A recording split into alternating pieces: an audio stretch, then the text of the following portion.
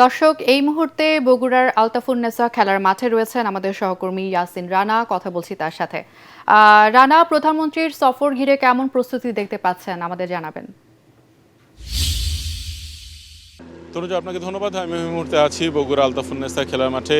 এই খেলার মাঠে নির্বাচনের আগে প্রধানমন্ত্রী তারেক রহমান, বগুড়ার সন্তান সাবেক প্রেসিডেন্ট জিয়াউর রহমানের সন্তান তারেক রহমান নির্বাচনের আগে এই মাঠে নানা ধরনের প্রতিশ্রুতি দিয়েছিলেন বগুড়াবাসীর জন্য, এবং নির্বাচনের জয়লাভের পর সরকার গঠনের 2 মাস পর এই মাঠে আবারও সমাবেশ করবেন এবং সমাবেশের মাধ্যমে উনি বগুড়ার জন্য কী কী ধরনের উন্নয়ন করবেন, কী কী ধরনের প্রতিশ্রুতি দেবেন, এই বিষয়গুলো তুলে ধরবেন। একটি বিষয় জানিয়ে রাখছি তনুজা, বগুড়া পৌরসভা মূলত 150 বছরের পুরাতন একটি পৌরসভা। এই পৌরসভাটি অনেক ধরনের উন্নয়ন হবার কথা থাকলেও তেমন আসলে হয়নি। মূলত বগুড়া শহরটি বিএনপি অধ্যুষিত এবং বিএনপির ঘাঁটি বলে পরিচিত, যার কারণে আওয়ামী লীগের সময় দীর্ঘ সময় আসলে বগুড়ার যে কাঙ্ক্ষিত উন্নয়ন সেটি আসলে পায়নি। যার কারণে এখন প্রধানমন্ত্রী তারেক রহমান যখন বগুড়া আসছেন, এই খবরটি বগুড়াবাসীর জন্য একটি সুখকর এবং উচ্ছ্বসিত একটি খবর। বগুড়ার প্রত্যেকটি মানুষের মধ্যেই আসলে এক ধরনের উচ্ছ্বাস বিরাজ করছে। নেতাকর্মী সহ সাধারণ মানুষ কিভাবে প্রধানমন্ত্রী তারেক রহমানকে বরণ করবেন, এই বিষয়টি তারা আসলে নানান ধরনের প্রতিশ্রুতি নিচ্ছেন। আমরা যে খেলার মাঠে রয়েছি, এই খেলার মাঠে যে সমাবেশ কেন্দ্র করে আপনি দেখতে পাচ্ছেন এখানে একটি বড় স্টেজ তৈরি করা হয়েছে।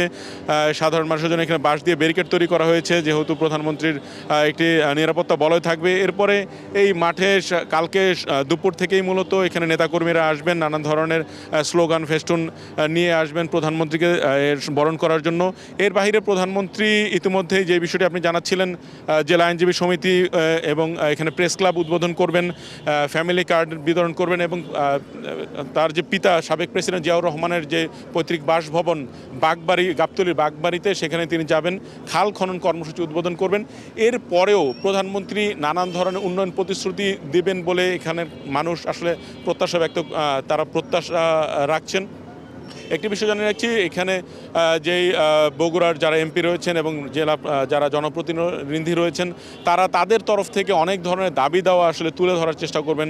সিটি কর্পোরেশন হলে কী কী ধরনের উন্নয়ন হবে সেই বিষয়গুলি বলার চেষ্টা করবেন। সিটি কর্পোরেশনের ইতিমধ্যে যে বিষয়টি জানাচ্ছিলাম, এখানে 21টি ওয়ার্ড রয়েছে, এখানে রাস্তাঘাটের সমস্যা রয়েছে, মৎস্য নিধনের যে কর্মকাণ্ড রয়েছে সেটি মাত্র 21টি ওয়ার্ডের মধ্যে 60টি মাত্র মেশিন রয়েছে।